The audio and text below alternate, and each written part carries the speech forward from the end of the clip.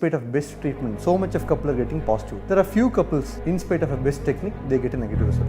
First, go through your results, analyze, start from the basic. So I have seen a couple, few days after a negative result, his sugar was almost 450, very high sugar value, and even the high sugar value could have caused a negative result. Who face high sugar value, they can also end up in miscarriage. So every day we track the follicle properly, and depending upon the conditions, the doses are titrated. Timing and the quality of injection choosing, everything is very important. We use a very best microscope, we select a healthy sperm, we take the egg and we inject the sperm into egg with a very proper fashionate way. We have to see what is the type of freezing done, and freezing technology is also very important. Even a small factor can end up in a negative result. So in our clinic, we follow the best technique, we do the proper injections, we form the embryo, we freeze it, then we prepare the patient for a proper embryo transfer, then everything is checked thoroughly. If something is problematic, we cancel the transfer, we postpone it. Hi viewers, so today we are going to see how to face a negative result after IVF treatment. In this era, an IVF treatment is going to be a very roller coaster emotional ride, because we may face a lot of positive factors, we will be very highly hopeful, we will be spending a lot of money, we will be going to a very good clinic, we will be seeing a doctor. All the treatment, a lot of couples face a very good positive result. Few couples, in spite of all this best technique, they face a negative result. So I am going to particularly address a topic about how to face a negative result after IVF, because I have seen plenty of couples in my clinic every day walking with a negative report treatment in the outside clinic. Even in our clinic, best treatment, so much of couple are getting positive. There are few couples, in spite of a best technique, they get a negative result. So what are we going to do for such kind of couple? So first, what I advise to you is right now, don't get upset for any of the negative result. First, go through your results, analyze, start from the basic. What I recommend is, when you get a negative result, we have to split into three components. So first, why your result became negative, what was the egg factor and what was the sperm factor, then how was the uterus condition during transfer, and what was the embryo quality and the post transfer follow up. So initially when you get a treatment result, I usually do a complete previous history tracking analysis, I do it. So in that particular aspect, I first check all the history, I go through everything in detail, I speak with the couple, I understand what is the exact problem. In lot of situations, a basic small thing would have caused a negative result. So I have seen a couple where a couple came with a proper complete reports, where a husband did not go through any basic investigations during the follow up of IVF. He has directly come to the clinic, he has given a sperm sample for IVF, but all the procedures went on fine. They developed an embryo, but after embryo transfer, they got a negative result. When we did the checkup, just few days after a negative result, his sugar was almost 450 grams.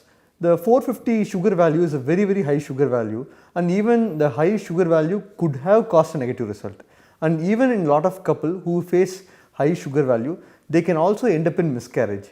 So IVF is not only about success, it is about creating a healthy offspring and giving a very healthy parenting.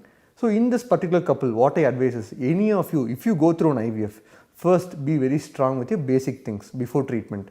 Pre-IVF checkup, first we go through the complete history of both partners, male and female partners.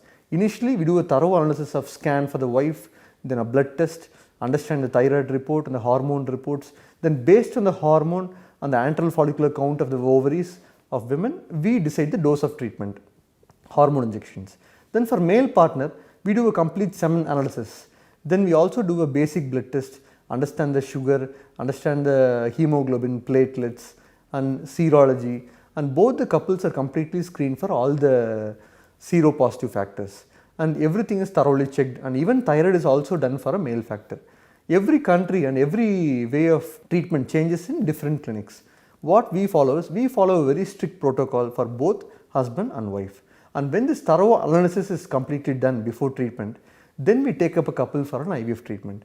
During the course of IVF, what we do is, first initially we do a thorough checkup of the hormone test in second day of a cycle, and we do a baseline scan.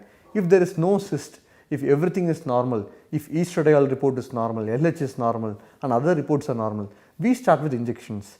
There are plenty of different quality of injections we select the best injection quality for the particular couple based on their report, and we start the injections for them.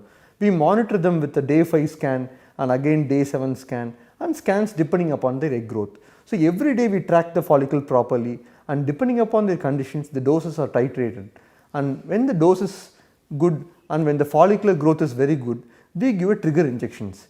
Even the trigger injection, it decides upon the quality of egg, maturity of egg, and lot of things depends upon this. So what we do is, based on their egg condition, the growth, we give a ovulation trigger injection. In IVF, the timing of ovum pickup is very important, and we plan meticulously and we do a perfect IVF and we retrieve all the follicles. And retrieving a follicle is just not about retrieval, it's about retrieving 100% of follicles, at least near 100%.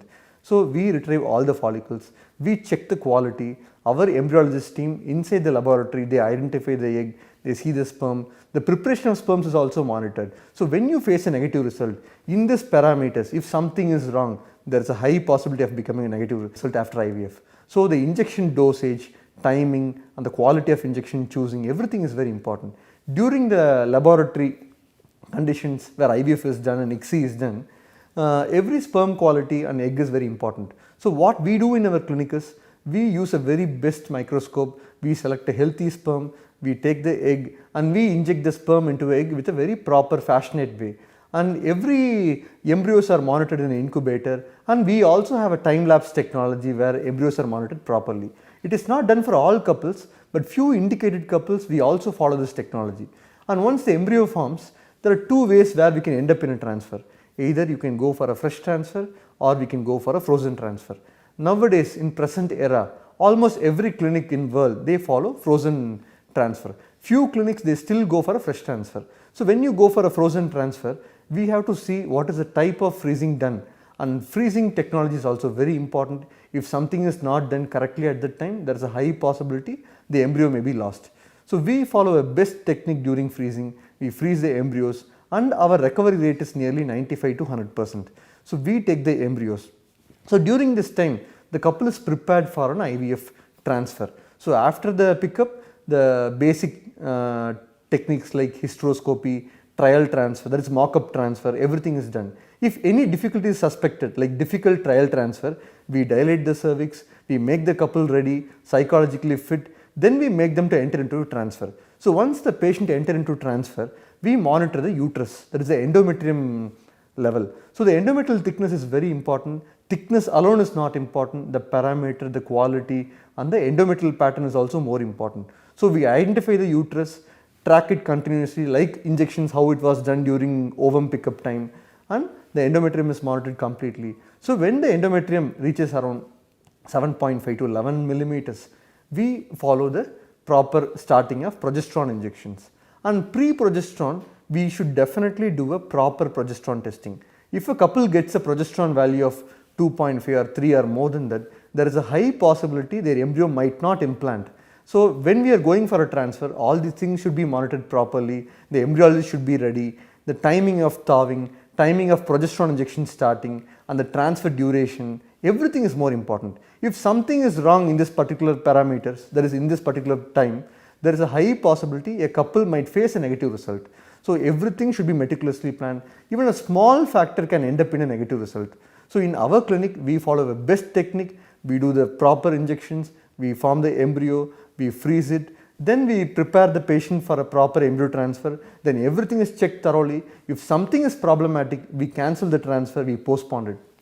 Then once everything is ready, we transfer it. During this transfer, the mindset of a couple is very important. They should not become stressed, don't get upset about the result, be confident, believe in your consultant, go for a transfer. So once your transfer is completed, just follow the advice of your consultant about a proper medications after transfer. And just be casual, don't get stressed, don't be annoyed about your result, wait for the beta HCG. And once when the beta HCG is done, if your result is definitely positive, be very happy for it. Even if your result is negative, kindly don't get upset. Just meet your consultant, don't get emotional, discuss with them what are the factors could have been, what are the reasons could have been for a negative result. Once what we do in our clinic is, when a couple is repeated negative result is being faced for a couple, we go for a karyotyping result. We also check the endometrium thoroughly. If there is a polyp, we correct it. If there is a genetic issue, we try to resolve what is the exact issue and we identify the problem. In few recurrent implantation failure or recurrent miscarriage, we also go for a karyotyping. If the karyotyping is abnormal, we go for a pre-implantation genetic screening technique. There are a lot of ways how a negative result can be tackled. You be bold. Don't get upset about your negative result. Go to your consultant, just discuss with them openly, believe them. If you face a tough issue, you can also get a second opinion. So when you face a negative result, don't get fed up, be confident, meet your consultant, discuss about all the next options and just be bold and go for it. Thank you.